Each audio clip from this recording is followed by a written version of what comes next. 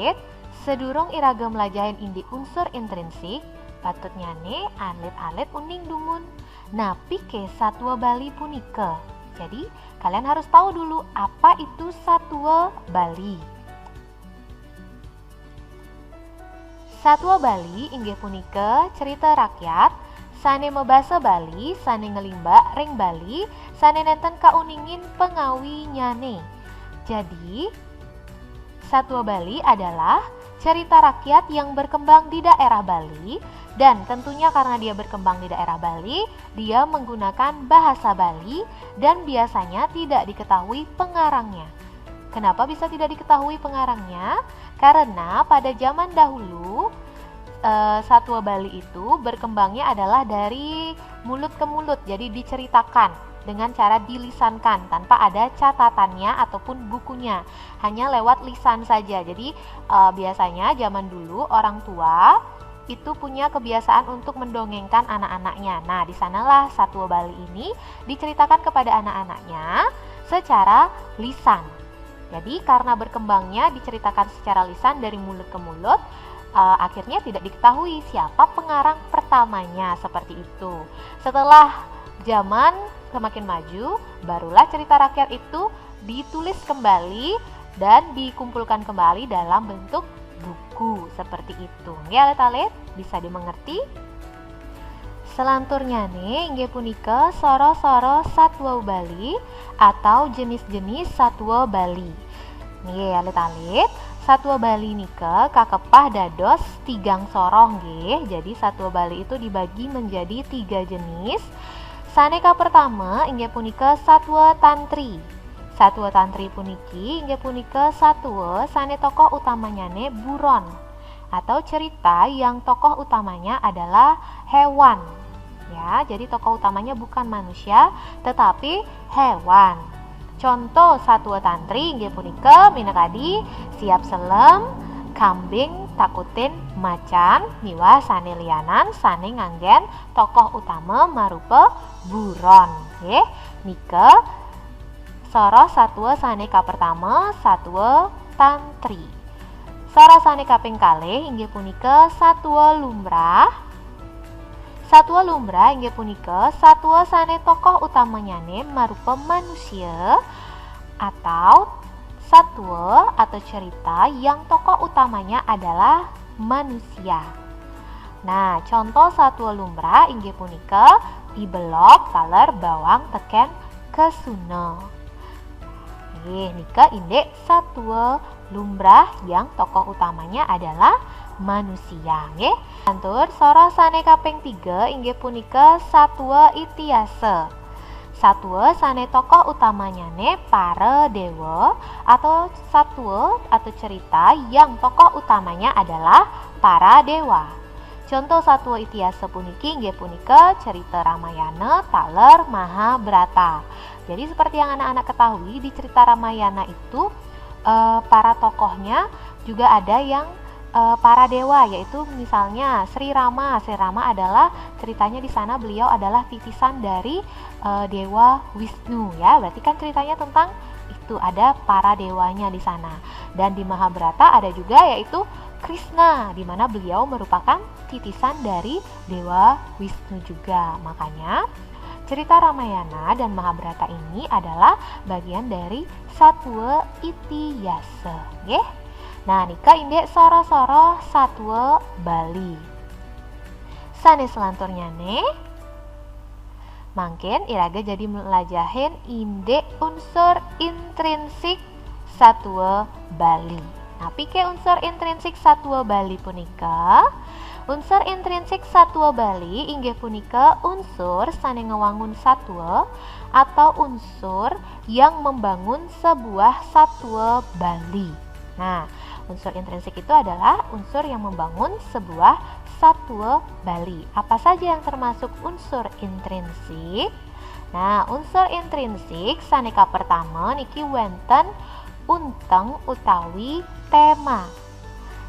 Inggih punika sane dados bantang bebaosan ring satwa. Jadi yang pertama ada unteng atau tema yang merupakan inti satwa atau yang menjadi pokok persoalan dalam satwa tersebut. Nah, nike sane kawasanin unteng utawi tema nggih. Selanturnya nih sane kaping kalih wenten niki lelintihan. Napi nike lelintihan? Lelintihan inggih punika makudang-kudang kahanan wiyadin kejadian sane maduwe paiketan. Atau bisa juga disebut lelintihan itu adalah alur atau jalan cerita dari sebuah satwa Bali, ya.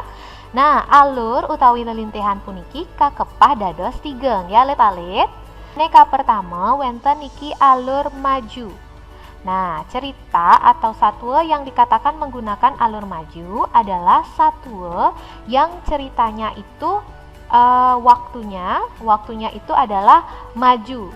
Jadi misalnya dia bercerita tentang hari ini, nah selanjutnya kelanjutannya adalah bercerita tentang keesokan harinya atau seminggu kemudian, 1 tahun kemudian. Nah itu berarti dia menggunakan alur maju, ya. Sane kaping kalih wenten niki alur mundur. Jadi di mana cerita itu dikatakan menggunakan alur mundur jika dia menceritakan tentang masa lalu. Jadi satwa yang berisi tentang masa lalu, misalnya tokoh utamanya menceritakan tentang masa lalunya dia, seperti itu. Oke, maka satwa itu bisa dikatakan menggunakan alur mundur. Ya, lihat. Selanjutnya nih, sane kaping 3 wenten alur campuran. Nah, alur campuran. Kapan sebuah satwa dikatakan menggunakan alur campuran? Satwa dikatakan menggunakan alur campuran jika dia menceritakan tentang masa sekarang dan juga masa lalu. Dia di sana ada alur maju, ada juga alur mundurnya. Berarti dia menggunakan sebuah alur campuran, ya, seperti nike. Nah, nike inde unsur sane kaping kalih. Selanturnya nih unsur sane kaping 3 wenten pragina. Pragina puniki inggih punika jatme sane wenten ring satwa atau tokoh atau pemeran yang ada pada satwa. Jadi tokoh ataupun pemeran yang ada pada satwa dalam bahasa Bali disebut sebagai pragina. Okay. Nah, pragina puniki wenten nika sora-sora nyane sora saneka pertama inggih punika pragina utama. Jadi jenis tokoh atau pemeran yang pertama adalah tokoh utama utawi pragina utama, di mana pragina utama ini adalah yang menjadi highlight atau yang paling banyak diceritakan dalam satwa tersebut. Ya, maka dia adalah seorang tokoh utama utawi pragina utama. Nah, alit-alit pragina utama puniki kakepah malih dados kalih wenten pragina utama protagonis inggih punika pragina utama sane maduwe parilaksana sane becik. Jadi protagonis ini adalah tokoh utama yang memiliki perilaku baik, maka dia disebut sebagai tokoh utama protagonis. Sanes selanturnya ne tungkalikannya ne tokoh antagonis. Nah, di mana tokoh antagonis ini adalah tokoh yang memiliki sifat yang tidak baik. Sane nenten becik pari solahnya ne. Nggih. Nah, nike indek pragina utama, nggih. Selanturnya ne wenten sora sane kaping kalih inggih punika pragina sampingan. Nah, pragina sampingan ini kalau dalam bahasa Indonesia bisa disebut sebagai pemeran sampingan atau tokoh tambahan, di mana ceritanya ini tidak terlalu banyak bercerita tentang dia atau pemanis dari satwa atau ceritanya. Oke, nike yang disebut dengan pragina sampingan atau tokoh sampingan. Oke. Nah, nike indek pragina utawi tokoh. Selanturnya ne unsur sane kaping 4 inggih punika latar. Latar puniki kakepah dados kalih nggih. Jadi latar dibagi menjadi 2, yaitu latar genah utawi tongos ceritanyane atau tempat terjadinya cerita. Itu disebut dengan latar genah. Kalau dalam bahasa Indonesia disebut sebagai latar tempat. Ya, lihat.